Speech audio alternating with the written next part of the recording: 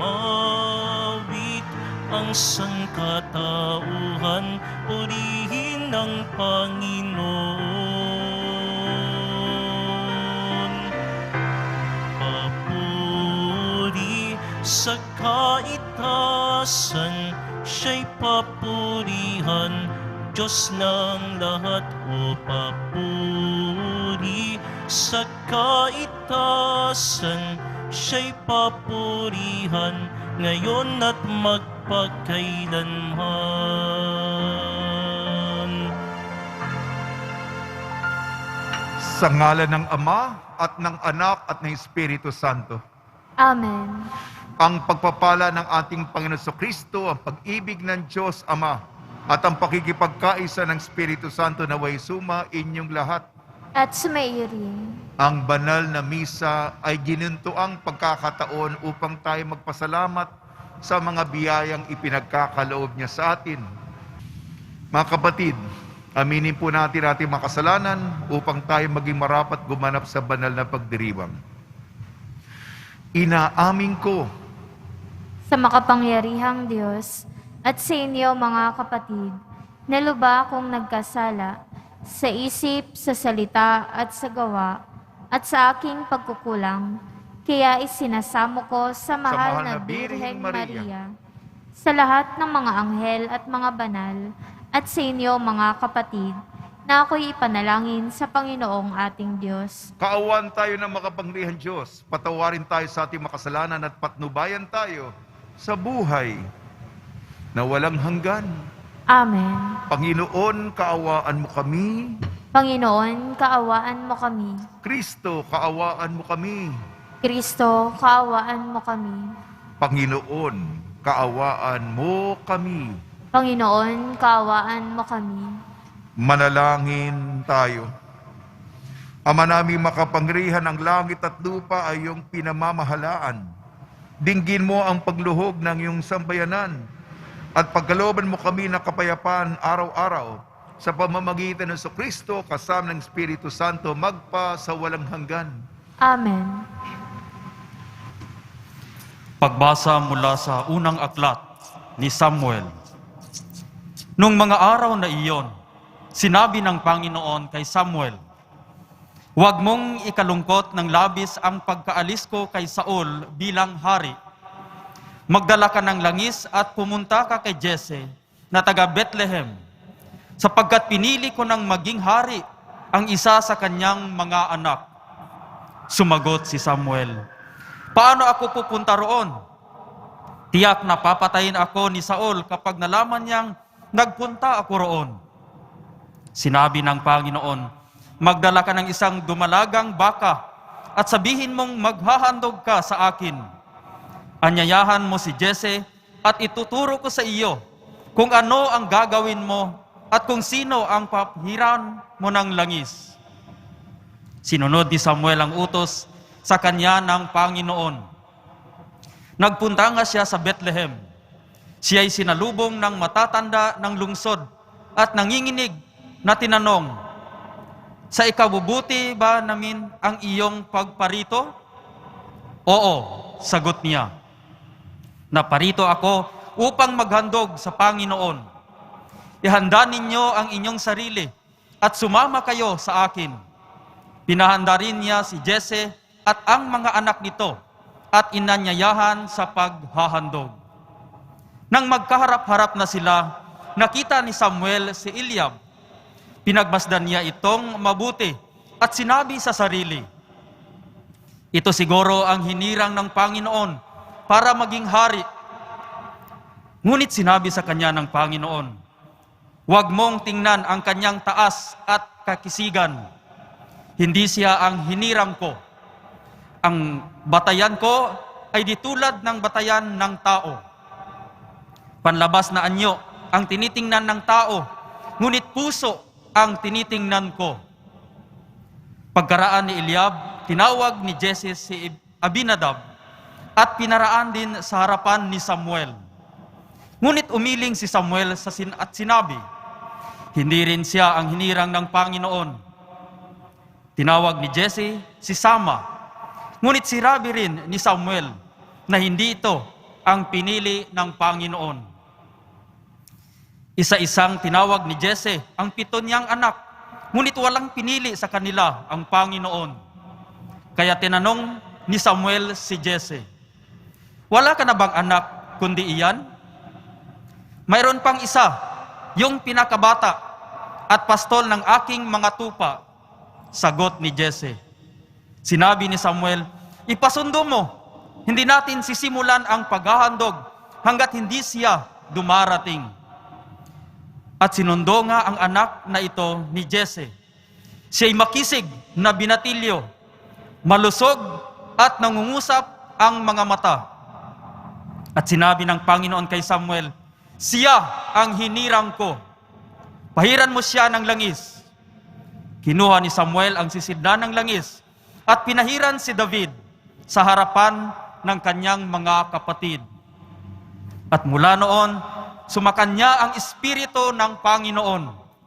Pagkatapos, si Samuel ay umuwi sa Rama. Ang salita ng Diyos. Salamat sa Diyos. Si David na aking lingkod, ang hirang kong ibinukod. Si David na aking lingkod, ang hinirang kong ibinukod. Ika'y magsalita noon pa mang una sa mga lingkod mo at ipinakita yaong pangitain. At ito ang badya, aking pinutungan ang isang dakila na aking pinili sa gitna ng madla. Si David na aking lingkod, ang hinirang kong ibinukod. Ang piniling lingkod na ito'y si David, aking pinahiran ng banal na langis. Kaya't palagi ko siyang aakbayan at siya'y lalakas sa aking patnubay. Si David na aking lingkod, ang hinirang kong ibinukod. Ako'y tatawagin ama niyo'y Diyos, tagapagsanggalang niya'y manunubos. Gagawin ko siyang anak na panganay, mataas na hari nitong daigdigan. Si David na aking lingkod, ang hinirang kong ibinukod.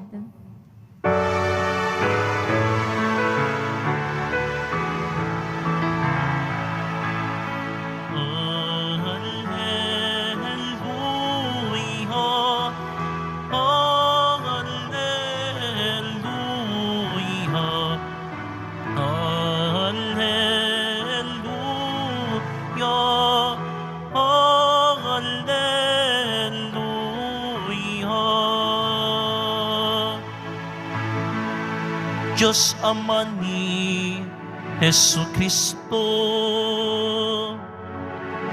kami ay liwanagan mo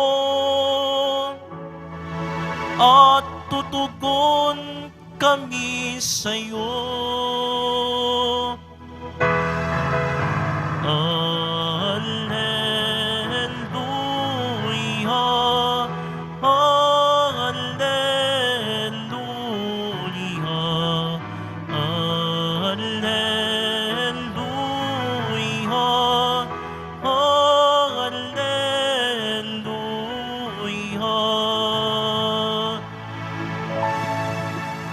Sumainyo ang Panginoon. At sumairin. Ang mabuting balita ng Panginoon ayon kay San Marcos. Papuri sa iyo, Panginoon. Isang araw ng pamamahinga, naparaan si Jesus at ang kanyang mga alagad sa tabi ng triguhan. Habang daay nangingitil ng uhay ang mga alagad. Kaya't sinabi ng mga Pariseo kay Jesus, "Tingnan mo ang ginawa ng mga alagad. Bawal yan kung araw ng pamamahinga." Sinagot sila ni Jesus, "Hindi ba ninyo nababasa ang ginawa ni David noong si Abiatar ang pinakapunong saserdote, nang siya at kanya mga kasamay magutom at walang makain, pumasok siya sa bahay ng Diyos at kumain ng tinapay na nahandog sa Diyos. Ayon sa kautusan ng mga saserdote lamang ay may karapatang kumain nun. Ngunit kinain niyo ni David at binigyan ang kanyang mga kasama." Sinabi pa ni Jesus, "Itinakda ang araw na pamamahinga para sa kabutihan ng tao. Hindi nilikha ang tao para sa araw ng pamamahinga. Kaya't maging ang araw ng pamamahinga ay nasa ilalim ng kapangyarihan ng anak ng tao." Ang mabuting balita ng Panginoon. Pinupuri ka namin, Panginoong Heso Kristo. Binabati po namin kayo sa pagpapala, pagbibindisyon, pagbibiyaya, pagkakaloob ng napakaraming grasya mula sa ating napakabait na Nuestro Padre Jesus Nazareno. Ang ating mapagbasa ngayon, ukol ito sa kailangan natin makita ang lahat mula sa paningin ng pananampalataya. Kung paano ang punto de vista ng Diyos. Sana ganun din tayo tumingin sa lahat ng nangyayari sa atin. Makita natin, Panginoon, ano bang sinasabi mo sa amin sa pagsubok na ito? Minsan kasi, meron tayong sariling pamantayan, makitid na ating pag-iisip, at doon lang tayo nakakulong. Ika nga, kahit na ang Diyos, kinukulong natin sa ating konsepto ng pagka-Diyos ng Diyos. Hayaan natin ang Diyos maging Diyos. Huwag natin siyang makulong. Halimbawa, anong tinutukoy ko? Ating unang pagbasa, pinili ng Diyos ang pangalawang hari ng Israel, si Haring David. Sinabi, kasi paano pumili ang tao? Sa panlabas, na naakit ang ating mga mata. Humuhusga ang tao ayon sa panlabas. Ngunit ang puso ang nakikita ng Panginoon. Kasi ang unang hari ng Israel si Saul. Ba? Matangkad? Ba? Gwapong-gwapo? Ba? Artistahin? Oh, doon tayo. Di ba ganun tayo? Kaya nga, nawala na kay Saul ang pabor ng Panginoon. Pipili na ng kapalit ni Saul na mainggitin. Kaya nga si Samuel, nako, kung hihirang ako ng kapalit ni Saul, tsak na, nanganganib ang aking buhay. Sabi ng Panginoon, ituturo ko sa iyo. Kasi isa sa mga anak ni Jese, siyempre si Samuel, baka ito yung mga katangian ng mga magaganda, ito yung mga asal na kailangan para sa magiging hari. Ang tao, tinitingnan sa panlabas, kundi ang Diyos, ang kalooban. Yun ang mahalaga. At tinanong nga ni Samuel, kasi ito na yung mga anak ko, ito, magagaling ito, mahusay ito. Wala ka na bang ibang anak? Sabi, meron pa akong isa pang anak na namamastol. Yun, hanapin mo. Mismong tatay nga hindi niya inakala. Marami siyang anak, si Jese. Para maging hari, inisip pa niya ibang mga anak niya. Hindi, mismong tatay na yan, Hindi yung pinili ng Diyos. At nung nakita nga si David, sabi ng Panginoon, buhusan mo siya ng langis sa ulo. Siya ang hinirang ko. Siya ang magiging hari. Sa makatuwid, ang pananaw ng Panginoon ay maging pananaw natin. Ganon din sa Ebanghelyo, ayon kay San Marcos. Yung mga otoridad na reliyoso, eto, bawal. Walang trabaho, walang gawain, hindi maaari, mahigpit, napaka-istrikto. Ito ang araw ng pamamahinga. Bawal magsikilos, bawal magtrabaho, bawal. Yung unang pagbasa tungkol kay David, may patungkol din kay David. Hindi mo ba nabalitaan nung panahon ng taggutom? Si David, naawa siya, nahabag siya sa kanyang mga tauhang na nagugutom. Yung tinapay na para sa mga saserdote, pinakain ni David. Ha? Bawal yun. Pero dahil sa emerhensya, kakaibang mga pangangailangan, dahil sa buhay, wala nang tatalo sa batas ng buhay, di ba? Kung hindi, mamamatay. Kaya ang sabi ng Diyos, ang araw ng pamamahinga ay ginawa para paglingkuran ng tao, hindi kabaliktaran. Hindi yung tao para maglingkod sa batas, araw ng pamamahinga. At pati, para patunayan si Jesus, ang anak ng tao, ang Mesiyas, ang araw ng pamamahinga ay nasa ilalim ng anak ng tao. Hayaan natin si Jesus maging Diyos. Hayaan natin ang Diyos maging Diyos. Huwag natin, dapat ganito ka. Kinakahon natin, kinukulong natin sa ating, kahit na matalino tayo, sa ating mga konsepto, sa ating ideya kung ano dapat ang Diyos. Mas magaling ka pa sa Diyos. Ano ka? Diyos ka ba? Hayaan mo ang Diyos maging Diyos at tayo sumunod. Muli, ang ating punto de vista. Muli, ang perspektibo natin. Muli, ang ating paningin ay ayon sa mata ng Panginoon. Pagninilay lang po sa tulong ni Maria ni San Jose, nawa po tayo po'y maging bukas at bukal at buo ang ating pagsunod at pagtalima sa kalooban ng Diyos sa ating buhay.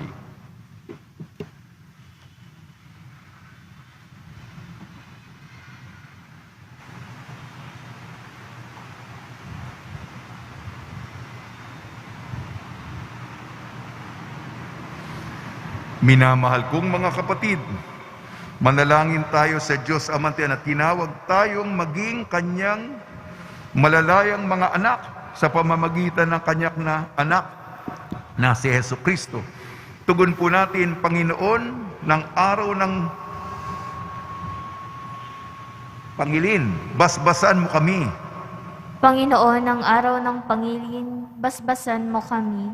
Ang lahat ng mga Kristiyano, naway ituring ang mga utos ng Diyos bilang pinto ng kalayaan mula sa pagkakasala. Manalangin tayo. Panginoon ng pangilin, basbasan mo kami. Ang lahat ng mga mamabatas, naway gumawa ng mga makataong batas na maglilingkod para sa ikabubuti ng lahat. Manalangin tayo. Panginoon, ang araw ng pangilin, basbasan mo kami. Ang batas naway huwag nating ilagay ng higit pa sa ating pagkatao, bagkus unahin ang pagpapatupad ng dakilang utos ng magmahalan tayo. Manalangin tayo. Panginoon, ang araw ng pangilin, basbasan mo kami. Sa mga nababahala sa kanilang karamdaman, naway makatagpo sila na kaginhawaan at lakas ng mga taong nagmamahal at kumakalinga sa kanila. Manalangin tayo. Panginoon, ang araw ng pangilin, basbasan mo kami. Panginoon Diyos, naway maging paanyaya sa amin ang bawat batas mo upang mahalin at paglingkuran ang aming kapwa. Hiniling namin sa pamamagitan ni Kristong aming Panginoon. Amen.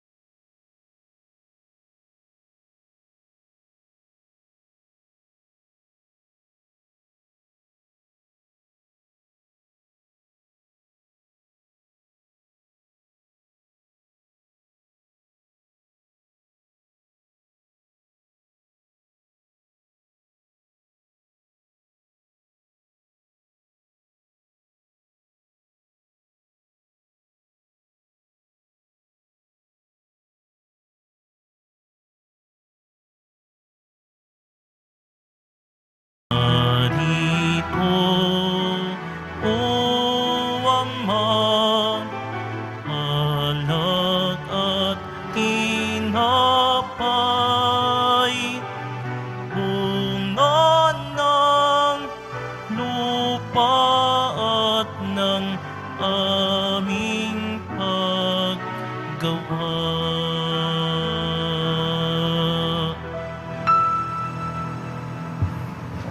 Manalangin kayo mga kapatid upang ang ating paghahain ay kalugdan ng Diyos amang makapangyarihan. Tanggapin nawa ng Panginoon itong paghahain sa iyong mga kamay, sa kapurihan niya at karangalan, sa ating kapakinabangan at sa buong sambayanan niyang banal. Ama namin lumikha, ipagkalo mong marapat na ganapin ang banal na paghahain, sapagkat tuwing ipinagdiriwang ang alaala ng anak mong nag-aalay, ang pagliligtas niya sa tanan ay nangyayari upang aming pakinabangan. Sa pamamagitan niya kasama ng Espiritu Santo magpasawalang hanggan. Sumainyo ang Panginoon. At sumaiyo rin. Itaas sa Diyos ang iyong puso at diwa. Tinaas na namin sa Panginoon. Pasalamatan natin ang Panginoong ating Diyos. Marapat na siya ay pasalamatan. Ama namin makapangyarihan, tunay nga marapat na ikaw ay aming pasalamatan. Sa iyong paglingap at kagandang loob, ang tao'y nilikha mo at pinangasiwa sa sansinukob. Sa hangad mong siya'y iwas ng lubos, siya'y pinagdusa mo sa kanyang pagtalikod. Sa iyong paggiliw, iyong pinahintulot na makabalik siya sa pamamagitan ni Kristo Jesus. Kaya kayo sana mga anghel na nagsisiawit ng papuri sa iyo, nang walang humpay sa kalangitan kami nagbubunyi sa iyong kadakilaan. Santo, Santo, Santo, Panginoong Diyos ng mga hukbo, napupuno ang langit at lupa ng kadakilaan mo, o sana sa kaitaasan, pinagpalang na paririto sa ngalan ng Panginoon, o sana sa kaitaasan. Ama namin banal, ikaw ang bukal ng tanang kabanalan, kaya sa pamamagitan ng Espiritu, gawin mong banal ang mga kaloob na ito upang para sa amin maging katawan at dugo ng aming Panginoong Jesucristo. Bago niya pinagtiis ang kusang loob na maging handog, hinawakan niya ang tinapay. Pinasalamatan kanya. Pinaghati-hati niya yon. Iniabot sa kanyang malagad at sinabi, tanggapin ninyong lahat ito't kanin. Ito ang aking katawan na ihahandog para sa inyo.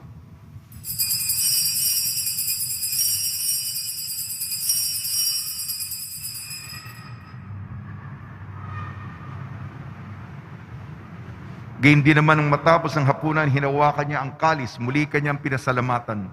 Inubot niyang kalis sa kanyang malagad at sinabi, tanggapin ninyo lahat ito't inumin. Ito ang kalis ng aking dugo, nagbago at walang gantipan. Aking dugo ni bubuhos para sa inyo at para sa lahat, sa kapagpapatawad ng mga kasalanan. Gawin ninyo sa pag-alala sa akin.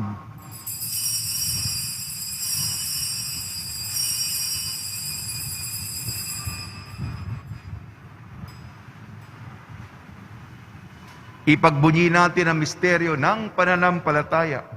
Si Kristo'y namatay, si Kristo'y nabuhay, si Kristo'y babalik sa wakas ng panahon. Ama, ginagawa namin ngayon ang pag-alala sa pagkamatay at muling pagkabuhay ng iyong anak. Kaya't iniali namin sa iyong tinapay na nagbibigay buhay at ang kalis na nagkakaloob ng kaligtasan. Kami nagpapasalamat dahil kami minarapat na tumayo sa harap mo para maglingkod sa iyo. Isinasamo namin kami magsasalo-salo sa katawan at dugo ni Kristo ay mabuklod sa pagkakaisa sa pamamagitan ng Espiritu Santo. Amalingapin mo yung simbahang laganap sa buong daigdig. Puspusin mo kami sa pag-ibig kaysa ni Francisco na aming Papa at ni Jose na aming Obispo at ng Tanang Kaparian. Alalahanin mo rin ang mga kapatid namin na himlay na may pag-asang sila'y muling mabubuhay, gayon din ang lahat ng mapumanaw. Ipagdasal natin ang lahat ng mga yumao sa kapanahunan ng pandemya. Kaawaan mo sila at patuloyin sa iyong kaliwanagan. Kaawaan mo at pagitapatin kaming lahat na makasalo sa iyong buhay na walang wakas. Kaysa ng mahal na Birhing Maria na Ina ng Diyos, Nuestra Señora de la Buena Hora, nakabiyak na puso niyang si San Jose, kaysa ng mga apostol, San Aloysius Gonzaga, San Sebastian, San Lazaro, San Roque, San Juan Bautista at ng lahat ng mga banal na namuhay dito sa daigdig ng kalugod-lugod sa iyo. May pagdiwang nawa namin ng pagpupuri sa ikararangal mo sa pamamagitan ng anak na aming Panginoong Heso Kristo. Sa pamamagitan ni Kristo, kasama niya at sa Kanya, ang lahat ng parangal at papuri ay sa iyo, Diyos ang mga makapangyarihan, kasama ng Espiritu Santo, magpasawalang hanggan. Amen. Sa tagubili ng nakakagaling na utos sa turo ni Heso Kristo na Panginoon natin at Diyos, ipahayag natin ng lakas loob. Ama namin, sumasalangit ka, sambahin ang ngalan mo, mapasa amin ang kaharian mo, sundin ang loob mo dito sa lupa para nang sa langit. Bigyan mo kami ngayon ng aming kakanin sa araw-araw, at patawarin mo kami sa aming mga sala, para nang pagpapatawad namin sa nagkakasala sa amin, at huwag mo kaming ipahintulot sa tukso, at iadya mo kami sa lahat ng masama. Hiniling namin kami iadya sa lahat ng masama, pagkalooban ng kapayapaan, araw-araw iligtas sa kasalanan at ilayo sa lahat ng kapahamakan. Samantalang aming pinananabikan ang dakilang araw ng pagpapahayag ng tagapagligtas namin si Heso Kristo. Sapagkat iyo ang kaharian, at ang kapangyarihan, at ang kapurihan, magpakailanman. Amen. Panginoon Heso Kristo, sinabi mo sa iyong apostol, kapayapaan ay iniiwan ko sa inyo ang aking kapayapaan ay binibigay ko sa inyo. Tungyan mo ang aming pananampalataya at huwag ang aming mapagkakasala. At pagkalooban mo kami na kapayapaan at pagkakaisa, ayon sa iyong kalooban, kasama ng Espiritu Santo, magpasawalang hanggan. Amen. Mga kapatid, mga kaibigan, sumunyo po ang kapayapaan ng ating Panginoon. At sumaiyo rin. Pagbigayan po tayo ng kapayapaan sa isa't isa. Kordero ng Diyos na nag-aalis ng mga kasalanan ng sanlibutan, maawa ka sa amin. Kordero ng Diyos na nag-aalis ng mga kasalanan ng sanlibutan, maawa ka sa amin. Kordero ng Diyos na nag-aalis ng mga kasalanan ng sanlibutan, ipagkaloob mo sa amin ang kapayapaan.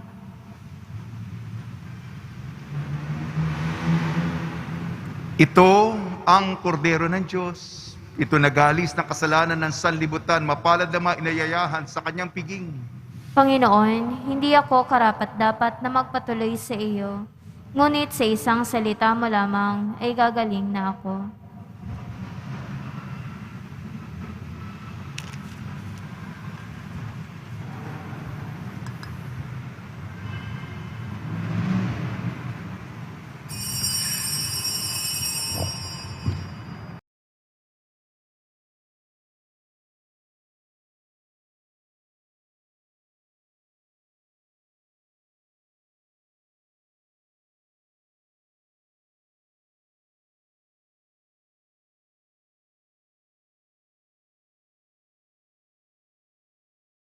Manalangin tayo.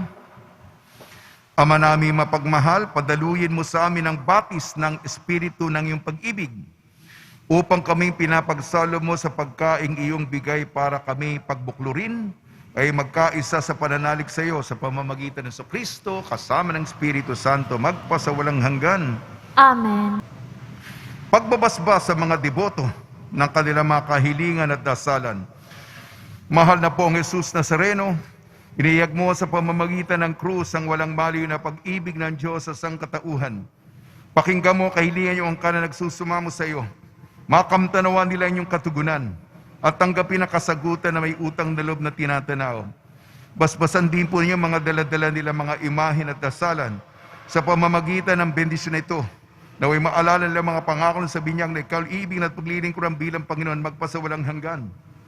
Inyo ang Panginoon.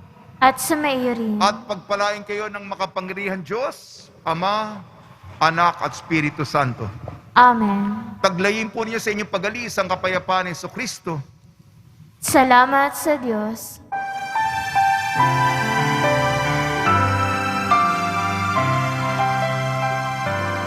Nuestro Padre Jesus Nazareno, sinasamba ka namin, pinipinto ka namin, aral mo ang aming buhay at kaligtasan, Nuestro Padre Jesus Nazareno, iligtas mo kami sa kasalanan. Ang krus mong kinamatayan ay sagisag ng aming kaligtasan. Nuestro Padre Jesus Nazareno, dinarangal ka namin. Nuestro Padre Jesus Nazareno, nilulwalhati ka namin. Nuestro Padre Jesus Nazareno, dinarangal ka namin. Nuestro Padre Jesus Nazareno, nilulwalhati ka namin.